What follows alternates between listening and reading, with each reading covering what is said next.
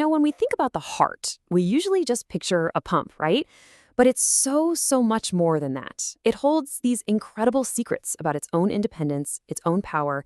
We're about to see that the heart isn't just a simple pump. It's really an autonomous marvel. Okay, just read that. Think about it for a second. This isn't science fiction. The heart can literally beat all by itself, completely cut off from the brain, from everything. A fact that just blows your mind and immediately raises one massive question. Exactly. How on earth is that possible? How can an organ have its own built-in will to live? Well, to get this, we have to look inside the heart's own command center, because this incredible autonomy, it's no accident. It's a masterpiece of biological engineering. So here's the first piece of the puzzle. The heart doesn't wait for orders. It has its own internal conductor, like its own little pacemaker, that sparks the electrical impulse for every single beat. But just starting the beat, that's not enough. You see, a heartbeat isn't some chaotic spasm. For it to actually work, to move blood through your body, it has to happen in a very precise order. Think of it like a perfectly timed dance with two critical steps. So it goes like this. First, the top two chambers, the atria, they squeeze. They push the blood down into the bigger, lower chambers, the ventricles. Then, and this is the absolute key, there's this tiny, perfect little pause before the ventricles contract, and whoosh, they push that blood out to your lungs and the rest of your body. That little delay, it's everything. Without it, all the chambers would just squeeze at once and the blood wouldn't really go anywhere. The heart would be beating, sure, but it wouldn't be pumping. That internal timing is the secret sauce. But wait, if the heart is running itself, then what's the brain even doing?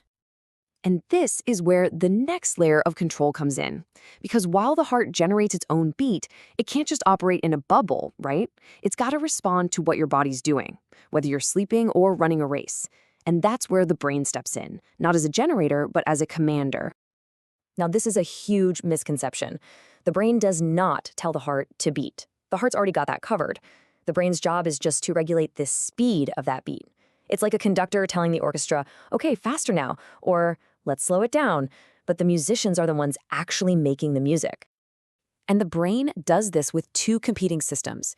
You've got the sympathetic nervous system. That's the gas pedal. It speeds the heart up when you're stressed or working out. And then you have the parasympathetic system. That's the brake.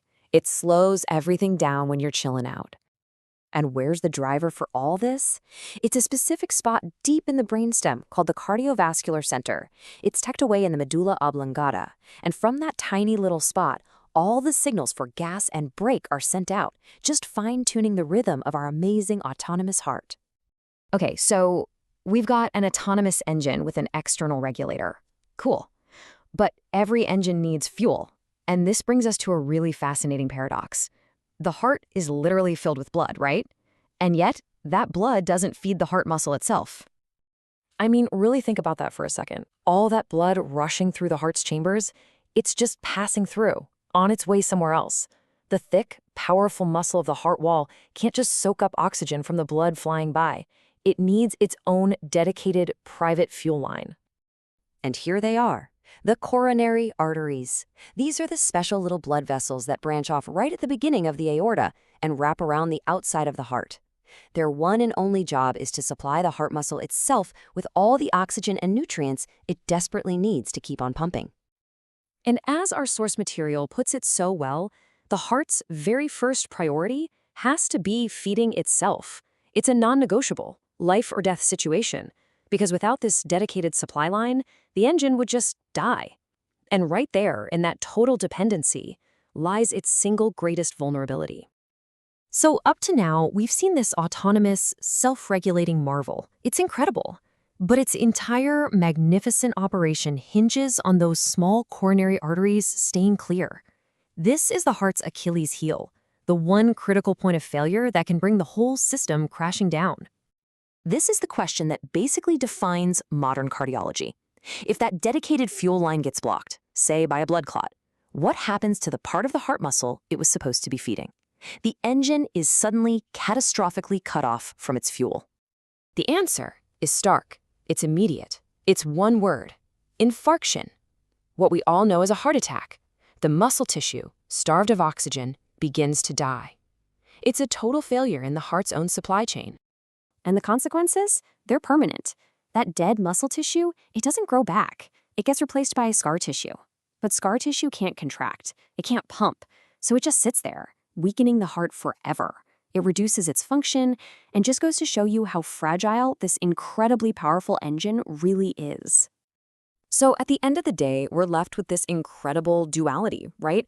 An engine that can literally start itself, regulate itself, even beat outside our own bodies.